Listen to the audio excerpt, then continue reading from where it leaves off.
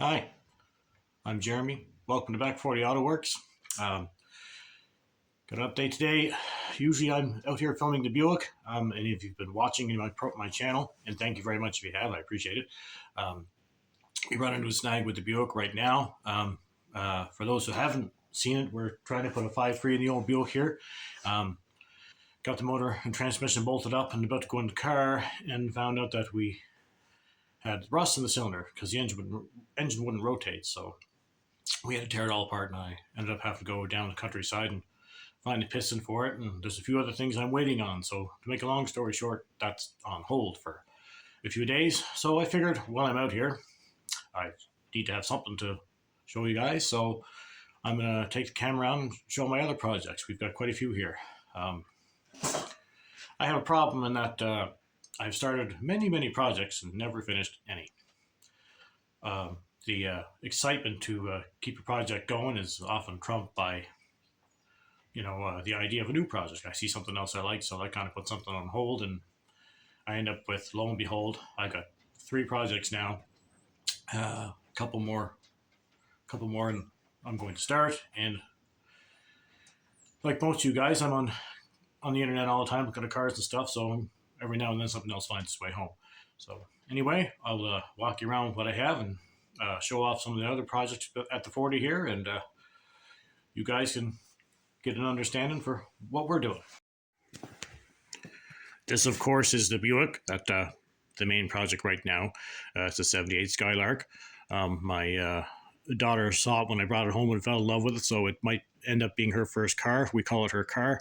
We're trying to put this 5.3 in it. Just to recap, for anybody that hasn't seen, ended up with rust in the cylinder, and it wouldn't rotate. So we tore the head off it and pulled the piston out, and we're in the middle of cleaning the cylinder up and trying to get some parts, which is why, as I said earlier, we're delayed on that. Always kind of had a soft spot for these cars. My first car was the 76 Nova, which is pretty well the same car. I had probably 4 or 5 of them over the years. My first one had a 250 in it. This one had a 305 in it, and it did run well. But the reason for the swap mainly was because I wanted fuel injection in it. I just wanted to hit the key and start and drive and go. And I thought, if any of my kids end up driving it, they'd appreciate that too. I'm used to carburetors, but sometimes it's nice just to hit the key and go. So the plans for it are to do the motor swap, clean up the interior, maybe put some modern seats in it. There is some body work that needs to be done to it. We've got the brakes half done now, and I think it'll be a pretty good driver when that's done. My favorite project, and you can't see it very well, I apologize, the shop is cramped pretty tight. I've had to keep the Buick in the 32 and another one in here I don't like them sitting out in the weather. This is a 1932 Pontiac 6. I bought off my best friend some years ago. It was up on a signpost in a wrecking yard in Ontario for 25 or 30 years or more that I'm aware of, and it's in actually very nice shape. We're in the process of putting a modern motor and transmission in it, and it's going to be a daily driver too at some point, and different direction than most people go. We have a 4-cylinder and a Fiero front end under it. I'll get in closer so you can see that. So sitting in the car right now is a 4-cylinder out of 1999 Nissan Frontier. The reason for this is I wanted to go with 4-cylinder because most people don't usually put 4-cylinders and stuff like this. They end up with V8s in them. That engine has about 145 horsepower. We're going to use everything from the truck that it came from that we can. Steering column, the harness, the computer, everything.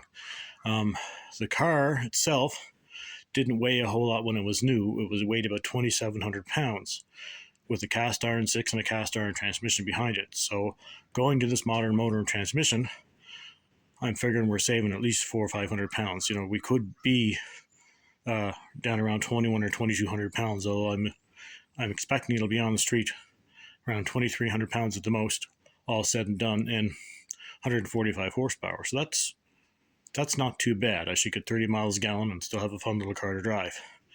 And I'm trying to get a shot of the front end here. This is a Fiero front end.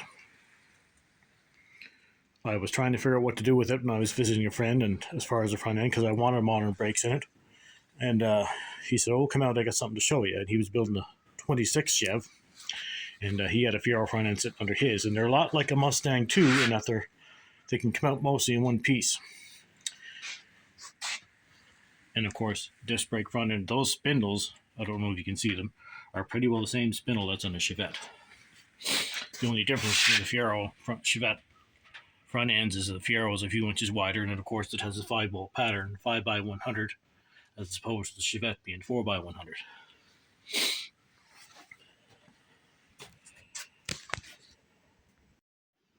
So the other one in my shop, and I know some of you are going to moan and groan over this one, 2006 PT Cruiser. I realize they are a love it and hate it car, and most people hate them, but I love them. We've had a couple of these over the years, and this one came up a place I was working at, come in to be serviced, and it had quit. It quit on the old girl a couple times that had it, and they drove it in to do some work on it, and of course it quit in the shop, it wouldn't start again. And the old girl that owned it, the older lady that owned it, said she didn't want to spend too much money on it, so she put it up for sale. So I bought it as a non-runner, fairly cheap, and took it home. And me and my youngest second youngest spent probably 20 hours tearing it apart trying to find out what was going on.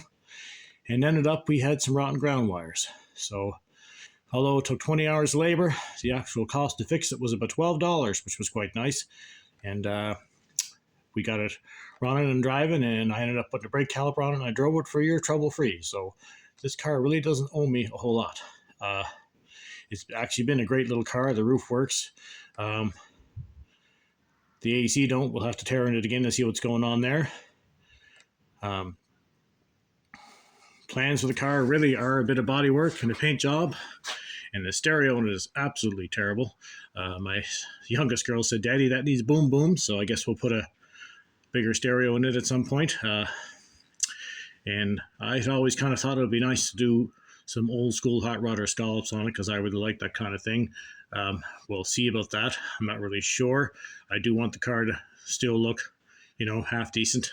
These things stand out as it is, these cruisers, and they draw attention to themselves, so you don't want something to look too foolish on it. So we'll see what happens there. So it'll be basically a driver again this summer. I like to put a really nice coat of black paint on, as I said earlier, some scallops, and like to change the wheels, put a nicer stereo in it, and that'll be done. So there's got to be nothing really major done to this. There's only 154, 55K on it, and the little thing does run really good. My daily driver, an 07 Ford half-ton. It needs a bit of work on the box and a bit of body work, and a few little odds and ends here and there, but we're not going to do too much with it. Again, it's a driver.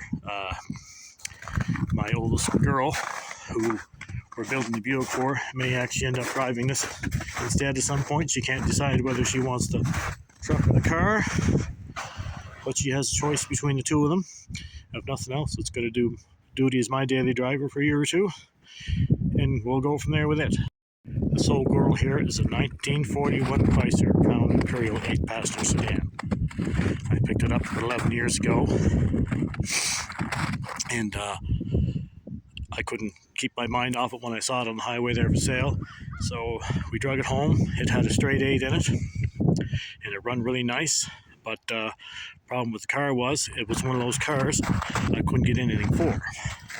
It's on a stretch Chrysler C chassis. It's actually the same size as a limousine. It had fold-down jump seats and a limousine divider, just like a limo did. And because everything is bigger and heavier on it, I had a hard time getting front end parts for it. So we decided we'd put it on the frame. We actually did cut the front end off it. We were going to try and put a Diplomat front end under it, but that wasn't going to work. So right now, it's just sitting on the old front end of the 32 so we can move it around. The plans for it are to go on the Silverado frame. It has a 146-inch wheelbase. Silverado has about 144, so there's only 2 inches of the difference. At least that way, I'll be able to put modern brakes and suspension on it. Be able to buy everything I need. And I don't know that it's going to run the LS engine forever, but it will certainly run it for now so we can drive and enjoy it. There only was a little over 100 of these cars, and just to put it out there and just because something's rare doesn't mean it's worth a lot of money. These really aren't worth much of anything at all. It basically wasn't much more than an airport limo. But in its time, it was finished quite nicely. It had 2 heaters up front. Most cars had none back in the 40s. It had a cigarette lighter in every door and 2 or 3 in the back seat. It also had power windows. And back then, power windows were done with hydraulics. Which, myself, we have a big family. We have 4 kids. I thought I want power windows in it, but hydraulics, I don't know. You put the window up, you could cut somebody's hand off or something if it's in the way, because they don't stop that well. But as you can see, it's gutted underneath from one end to the other. We're going to put a silver rod frame under it, as I mentioned earlier. This car weighed about 4,900 pounds. So, it'll be lighter than it was. My big plan, though, is to try and keep it still looking like it did in its day and be modern underneath. I don't want you to be able to look at it and say, oh, that car has been modified. It's probably my project I've had the longest, but we keep going at it with renewed interest. Every now and then I think of something, and then something else happens, like the Buick comes home, or the 32 comes home, and I put it on the back burner. But this has to get finished, which is another reason for me filming my projects is hopefully you guys will watch and want to see them get finished and give me more momentum to keep going. And as you can see, when you look down on the field here, part of the reason we call this the back 40, or I do, mostly it was a side joke from friends, but looks like we have 40 acres, and we really don't. We only have 1.5 acres. Down here to the next project. This old girl here is a 1975 Ford F100. I owned it about 10 years ago. I never done anything with it, sold it. Wished I never had, so I did get it back from the guy I sold it to just this year. It is a long box step side, which is rare, especially on PEI. I should mention on PEI, it's hard to get old stuff. We're right in the Rust Belt, the salt in the air and salt in the ground. There's all kinds of salt in the winter, a high moisture content. Humidity is usually really high here all summer. Stuff doesn't last too long. So, if you get a car older than 30 years it's still here and fixable, it's pretty rare. And we tend to fix a lot of stuff that most people would throw away.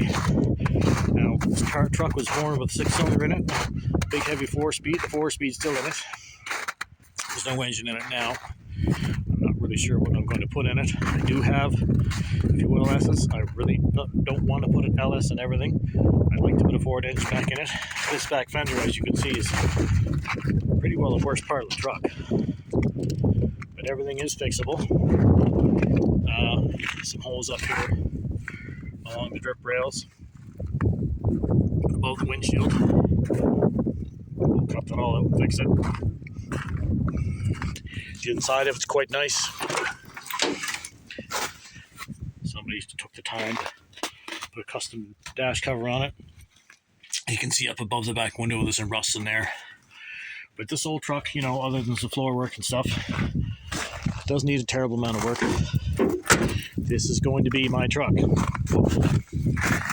I'm saying I'm going to drive everything. I'm going to drive everything as much as I can, of course. But anyway, I have a soft spot for these trucks. A lot of my friends had them in high school. Some of my friends still have them. When I moved to this area 30 years ago, I remember seeing this truck on the street. It was one of the first things I saw. When I first started realizing I was into cars as heavy as I am. So it was kind of cool to be able to pick it up. It's actually the front clip for the 41 Imperial here. I should make a note, Imperials were not like regular Chryslers, even though they were built by Chrysler. If you wanted an Imperial back in the day, there was no going to the showroom and seeing one. There was none in the lot. I mean, you would look at a Windsor or a New Yorker or Royale or whatever was the top of the line then. I believe it was Windsor at that point, or New Yorker, and you would order an Imperial from a catalog. Imperial would then be sent to a place like, I think it might have been called LeBaron Coachworks, I'm not 100%, and they were usually hand-built from the front clip back, even though the front clip on this is pretty well the same as a Windsor or Royale. And I really hate seats sitting there. I got to get it back in the car and get the car going. was. And over there is the Fiero. I tore the front end for the 32. We're going to possibly do something with that. I'm not sure. There's not much of it left. The back frame was destroyed. Somebody cut it up to try and put a V8 in it and didn't do a very good job. So it's basically just the body. I thought it'd be kind of cool to slip on a frame and maybe make some kind of a four-wheel drive monster out of it, but I don't know. We'll see what happens. It's a possible project. I got a Dakota here I got to cut up for something else, so maybe we'll cut that in half, build some kind of flat deck, and build some weird-looking four-wheel drive thing with it. I don't know. So unfortunately, as I said, it's a short video today, but I want to at least put something up to say thank you, and I want to thank everybody that has been watching. I appreciate it. As I mentioned before, I'm new with this. I'm slow starting out. I don't have as much knowledge as a lot of other people have. I have enough to get myself in trouble, as you can see, by the amount of stuff that's cut up in here. But I've been a car nut all my life, and the more subscribers I get, the more views I get, the more I'll be able to spend time on these projects. The Buick, as I said, is the main one right now. When that's done, I think we'll probably move on to the Imperial next. It's in the worst state. I've had it the longest. I've got to get something done with it. None of these are going to be high dollar builds. I don't have a kind of coin. I want them to be enjoyable, you know, have a decent enough paint on to wash them, keep them up, have them looking half decent. I'm more of a repair than restore person, simply because there's no point in spending $100,000 on a car, have it only worth about 20 grand when you're done. And with the stuff I buy, and I love Mustangs and Camaros and Chargers like everybody else. You know, my favorite, of course, is the 30s and 40s stuff. But with my budget, they're just not obtainable. So I've always bought the older stuff and the different stuff and that kind of stuff. You know, I would be the guy buying the Le Mans or the Skylark as opposed to the Nova. Although I did have Novas back in the day, they were still cheap when I was driving. Most of my friends had Camaros and Mustangs and Monte Carlos, and I have had a Mustang and a Monte Carlo over the years. But I could always, you know, I started out driving four-cylinder Dodges and old Novas and stuff like that. So they kind of have a soft spot for me. I like the unloves and the underdogs as far as cars go. So that's what I buy. That's what I can afford, you know, and I enjoy them just as much as, you know, as anything else. You know, a Mercury Cougar looks just as nice as a Mustang. Same car, basically. That's the kind of stuff I'm into. So thanks again for watching. The more subscribers I get, the more I can put content out here. And unfortunately, it's going to be a short video today. I apologize for that. But I want to at least put something up so you can see. As I stated earlier, there's a lot of projects going on here. I love this kind of stuff. There will probably always be more because, like most of you, I can't stay off the internet looking at cars. However, people watching will give me motivation just to keep going here. And thank you again. And I'll be posting again hopefully soon. We'll be getting the motor back together for the Buick, transmission on it, and set that in place and carry on from there. So thanks again for watching. Again, this is Back 40 Auto Works. Have a good one.